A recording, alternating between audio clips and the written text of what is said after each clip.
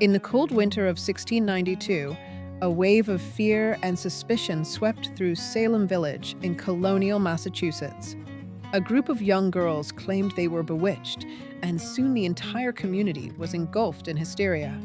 What began as a few whispers quickly escalated into a full-blown panic, leading to accusations, trials, and executions. The Salem Witch Trials remain one of the darkest chapters in American history, a chilling reminder of how fear can override reason and justice. The Puritan settlers of Salem lived under strict religious laws and social codes. Life in the New World was harsh. Disease, famine, and uncertainty were constant companions.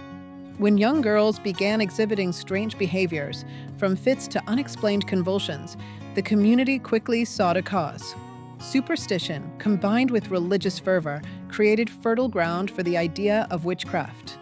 The first accusations were directed at women who were outsiders, widows, or those who did not conform to societal norms.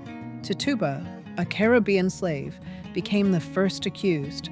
Under pressure and fear of punishment, she confessed to practicing witchcraft and even named others in the village as accomplices. This confession ignited a chain reaction.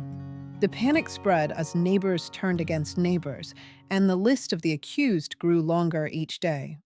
Salem's courts became arenas of fear and superstition. Judges allowed spectral evidence, testimony that the accused spirit or specter had appeared to the afflicted. Logical reasoning was abandoned in favor of fear-driven claims.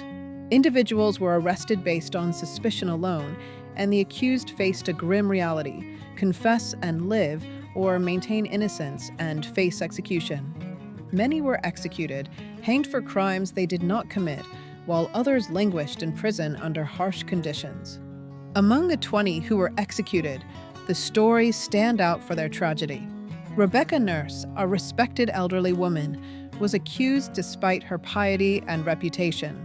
Giles Corey, an elderly farmer, refused to plead and was pressed to death under heavy stones. These human stories illustrate how paranoia can consume even the most rational minds.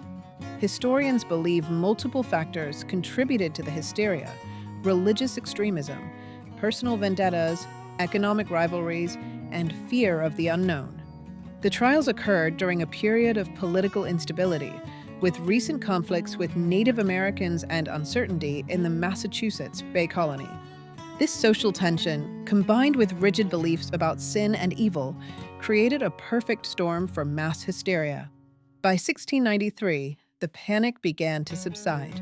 Those imprisoned were eventually released, and the colony recognized the injustice of the trials. Over time, apologies were made, reparations offered, and laws were reformed to prevent such abuses of power. The Salem Witch Trials continue to serve as a powerful lesson.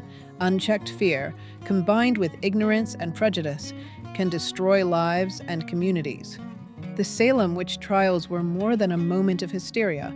They were a reflection of human nature and society's vulnerability to fear.